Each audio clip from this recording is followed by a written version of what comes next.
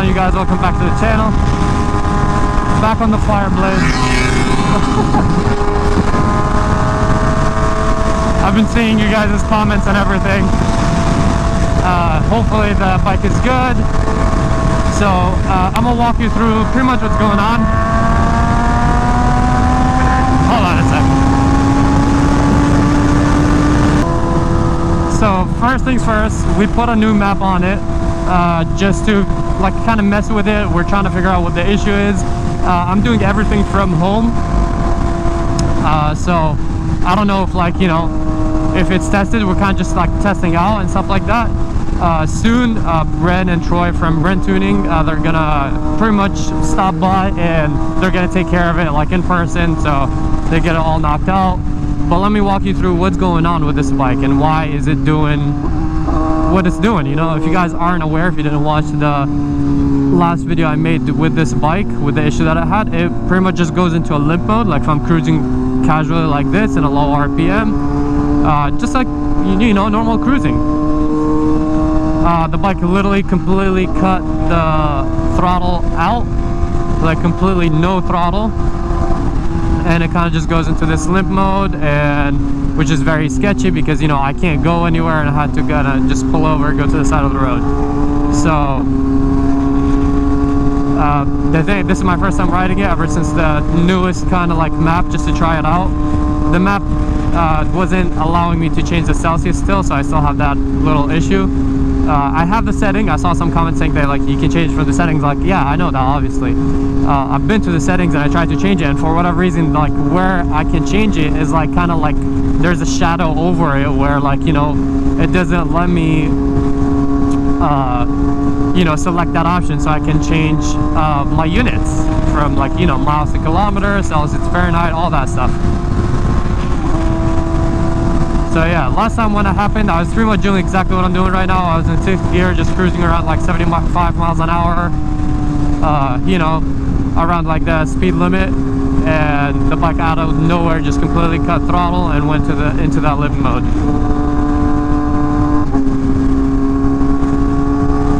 So that's the main issue that we're having currently with the new tune. I just realized it because it's my first time riding it, as I've said. There is a check engine light over here, so this is new, so, you know, I'm gonna have to let them know. But either way, they're not gonna send me a new tune just because they just said they're gonna like pretty much stop by my place and get it taken care of so they can do their testing with their big devices and all of that and everything. But just to explain to you guys what is going on with this bike, it's not really Ren Tuning's fault. So the tuning that was done previously on this bike was a European tune, which is a completely different file, different system. This bike had like European files in it, and I'm assuming that's why it's triggering this whole Celsius thing, blah blah blah. With the first tune that he gave me, everything was fine, everything, you know, was running good. For whatever reason, when I got the full headers on it and got the new map, we should have been just like adjusting the fueling, nothing major, no timing or any of that stuff. I don't think so, at least. So yeah, pretty much this bike had like the European stuff, and that's why when they were trying to tune it, it was a little bit different, because they've done, you know, these bikes are pretty rare, there's not many of them, but they have, like, you know, other people where they had this pretty much tune on their bikes and the bike was good. But for whatever reason, mine, since it had the European file stuff, because, you know, the European file had way less restrictions, so I'm assuming it was put on this bike just to make it better, since that person or like whoever didn't tune it. So yeah, that's what's missing with my tune and all of that stuff. So when we did the velocity stacks, that map was fine. When I got the slip on, that map was fine too. Everything was fine on this bike with these two maps, but I guess whenever we put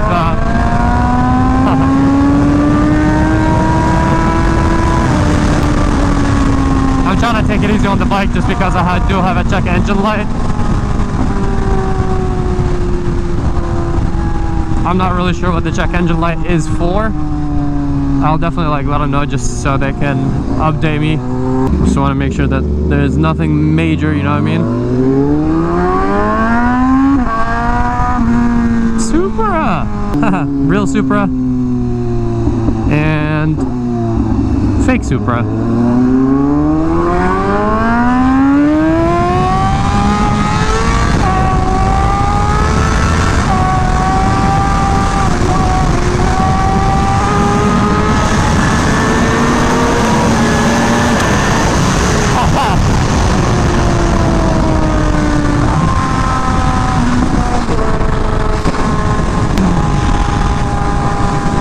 This bike is really fast now with the new headers, because you guys remember we did a pull me and hit, and my bike, I got it, but like I think there was a little bit rider error. The bikes were pretty neck and neck. I was with my bone stock like cats and all that stuff. All I had was just a slip on in the tune. So now with the new tune and the new headers and decatted system, this bike is definitely fast.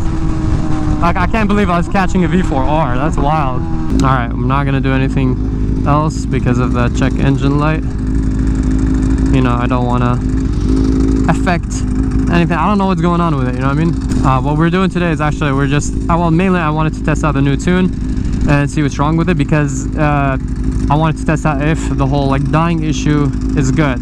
So that both times that when it happened to me, it wasn't actually on my first ride. Like, I rode somewhere to a destination and then I pulled over, blah blah blah, and then when I was riding again, that's when it happened. So I'm like, you know, maybe since it's not happening right now, it might happen like when I ride later, if I turn it off and turn it back on. Obviously I don't want it to happen because I don't want to get stranded, because you guys saw that was like very dangerous and the bike just doesn't want to go. So I don't know what I would do if it happened to me while I was far. It'll definitely be a hassle. So hopefully that doesn't happen. Fingers crossed. I have a check engine light, so this is not a good sign. I did have a check engine light before when it died, which was very weird because, you know, all that happened and there was nothing at all, like, so it was very confusing. I'm pretty sure this bike is smart enough to throw me like the code of why the engine light isn't working. Let's see. Yeah, there you go. Service in the bottom says D1MK RD3A. So I'm assuming that's what the error is for.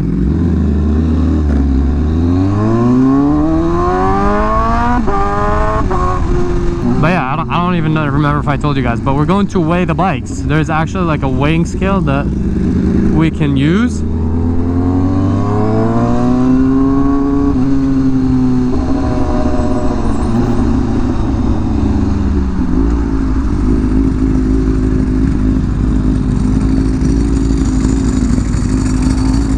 So that's what we're gonna do, because this bike supposedly is 445 pounds wet. Now obviously I have the full system on it, so that's gonna save me some weight. I'm assuming around like 10 pounds, but I've also added some like stuff, you know, I added the chain adjusters, axle sliders, lever guards. So maybe if those are like about 5 pounds, then maybe I saved 5 pounds. And I figured out why this bike is so heavy. One of the main things is that the wheels on this bike are actually completely cast. They're not forged lightweight, like kind of like the Ducati Marchesinis or what else? I think all of my bikes have like special wheels on them that are like lighter than their regular model, just because they're special models, just like this one.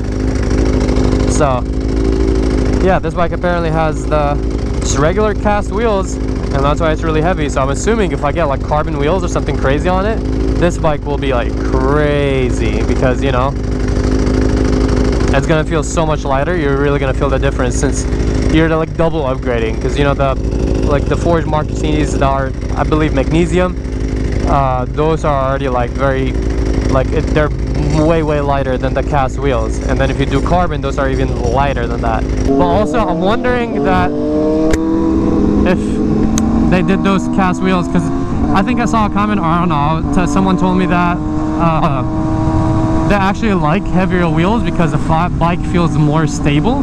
And I never really thought about it, but I think it's kind of true. Like, this bike feels very stable and solid on the road. My V4R with the carbon wheels, it's my lightest bike by far. It's a full carbon bike, and it already bone stock. It's super light.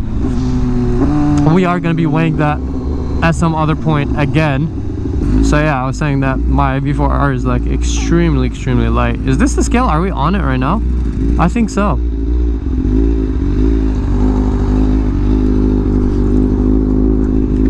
That's crazy. This is crazy. This is the scale, guys. Like, this is red square. It's, I think, for like big semis and trucks, but I guess we can use it for bikes too.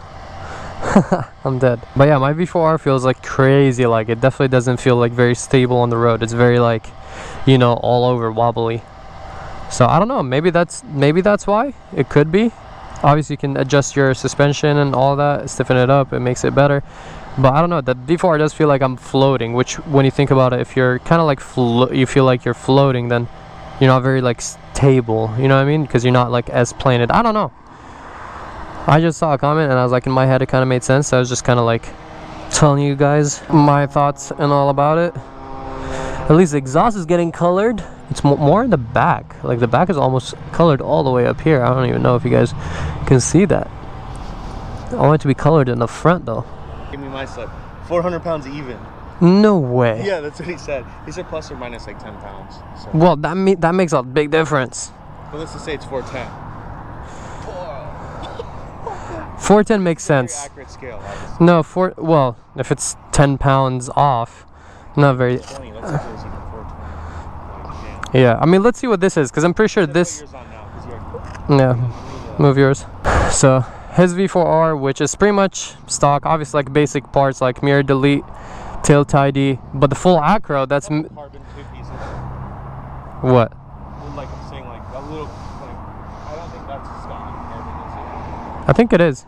Maybe, I don't know, but it's a V4R. It comes with like a few of these carbon things. Yeah, we should have weighed them fully gassed up. I forgot about that. Next time. No, we can just see how much gas it is and just add in the weight. Nah, it'll just, next time we'll go to a gas station. My R, your R, since mine is like full carbon. Yeah, we'll go fill them up like right around here. Full tank of gas, and then we'll come here and measure the weight. My guess is 440. I'm gonna say 440. I think it's reading a little low. Yes. I said it should be 440, but I think because this is low reading, I think it's 430. 420. 420? Yeah. Hey, 420 boys. Hey. That seems too light. I don't get it. Because bone stock, this is 445. What's your V4R? 370. Seriously, what's my V4R gonna be at? I mean, but that's, I guess if you're comparing bikes, that's a good comparison. This is like 20 pounds more than this. Because bone stock, that actually makes sense. Hold on, this might be kind of accurate. Because this is bone stock, this is what, 423, I believe. Or 425, let's say. Mine is 445. So that's a 20-pound difference. That's exactly what this is. Yeah. So I think it's actually, yeah, as I said, I think it's 10 pounds off, maybe. Yeah. This is 410, this is 430. He said it could be 10 to 15 depending on how it's rounded up, because it's even numbers, but like it's rounded up to even. Oh. So it could be, you know, it could be 423 and then just 420, you know what I mean? I see. We need to buy the actual scale. This is a good comparison. No, this is good because we're taking both of them. 10 to 15, let's say. Yeah. I know, I definitely want to take. Pounds each bike. Yours is 430 minus 410, 420 maybe, 415. Yeah. That's still light in comparison.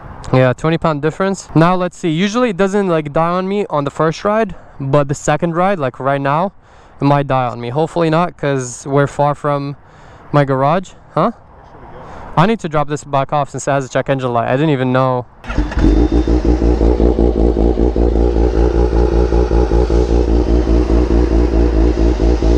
Yeah, I love these comparison videos. Honestly, like, hopefully, if all goes as planned, I'll let you guys know on a little secret. Next year, I want to open a bike shop. And it'll kind of be like my headquarters, you know? And that'll be fun, because I can film builds. You guys want me to film builds? I don't know if I'll start another channel added to this channel, because this is more of a vlogging / motovlogging channel.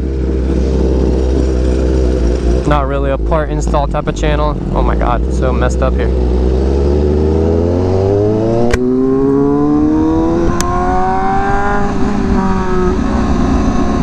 So yeah, I don't know if I want to do on the same channel, but definitely, like, hopefully if everything goes as planned and I end up opening a shop, it'll be like a part service type of shop.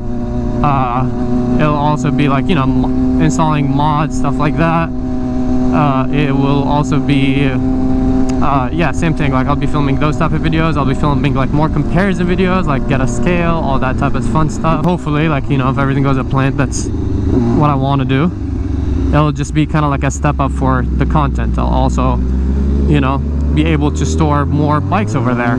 And I might also start my rental business again. Since you guys know, I started that for a little bit, and sadly my S1000M package got totaled and kind of like didn't really have time to pick it up because it's hard. I like, you know, I make these videos completely by myself. I manage myself. I edit my own videos, my Instagram, just everything I do it myself. So it's already a lot of work, and you know, running that bike rental thing was extra work that yeah, I can make money from it, but I'm really trying to focus on YouTube and growing the channel. That's my main priority. But opening a shop would kind of like, yeah, that would be time consuming, but also help make content, because I can make a lot of content with that. And the dry clutch is so loud. It's literally louder than exhaust when he pulls in the clutch. It's funny. The last meet I took the before to with some of the exotics that you guys probably seen by now. Someone was like, is that bike okay? Is it supposed to sound like that? Everyone thinks it's broken. Yeah, I told you guys in the start I did not like the sound of the dry clutch, but then it grew on me because it's, you know, it's very special. When you hear a dry clutch, you're like, oh, this is a cool Ducati, like a special Ducati. And plus, since Ducatis, I don't think, like exhaust sound wise, they don't really sound the best. That's why I'm kind of like, you know, the dry clutch just adds a little flair to the sound, since they already don't sound like that great. But imagine like if the RS-V4 has an amazing perfect pitch, if that exhaust had a dry clutch, then it wouldn't be as good. It would be nice to have like if the bikes have like a proper, you know, you guys can have like a little gadget thing for the air-fuel ratio. And a lot of people that like roll race and stuff like that, they have it on their H2s or BMWs or, you know, whatever bike that you roll race with, just because, you know, you want your air-fuel ratio to be like as perfect as possible when you're racing, you know, so you can measure all that. But it would be very smart, and I'm pretty sure they can do it easily if companies just added that into, you know, how, like for example right now I see the RPM and, you know, the miles and the temperature. It would be really cool to measure, like it measures the air intake temperature, but it doesn't really measure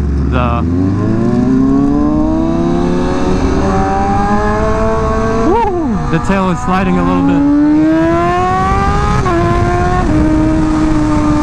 That wasn't even that much of a lean angle. That was like 30, looks like 38, 39. It was like right before 40. Yeah, the tire probably wasn't warm up right, and all that, and the street wasn't the best, so we got a little slippage. This bike sounds crazy. Like, it doesn't have a plain tone. It just like winds up. It's like it's like a jet taking off every time. I'm kind of, because there's a lot of traffic, I'm kind of afraid of going into the carpool fast lane, because if, you know, the throttle died on me and the limp mode happened, there's a lot of cars that I'm gonna have to cut all the way there with absolutely no throttle and decelerating really fast. But yeah, I guess that's it for today's video. It was kind of like just telling you guys what's going on with my Fireblade, like why it had this issue. Also, sorry if it's a little loud right now. We are going, like, you know, a faster speed on the freeway, so excuse the wind noise. There's not much I can do about it. But yeah, I just wanted to explain to you guys what was going on with the Fireblade, why the issue was happening, because I wanted to let you guys know that it wasn't really like the tune that I put on. Obviously, like, you know, it's related to tuning and the software system and all that, but mainly it's just the fact that like this bike had European files on it, and now that we're trying to tune it here, it's kind of like messing up the maps and all that stuff.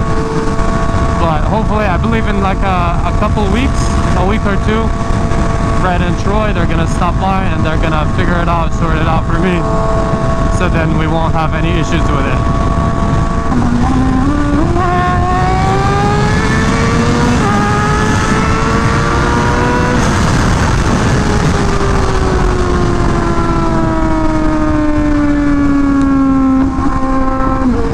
Alright guys, I hope you enjoyed this video.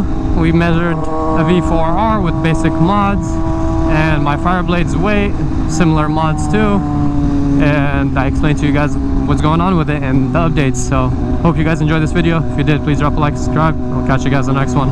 Peace out and ride safe.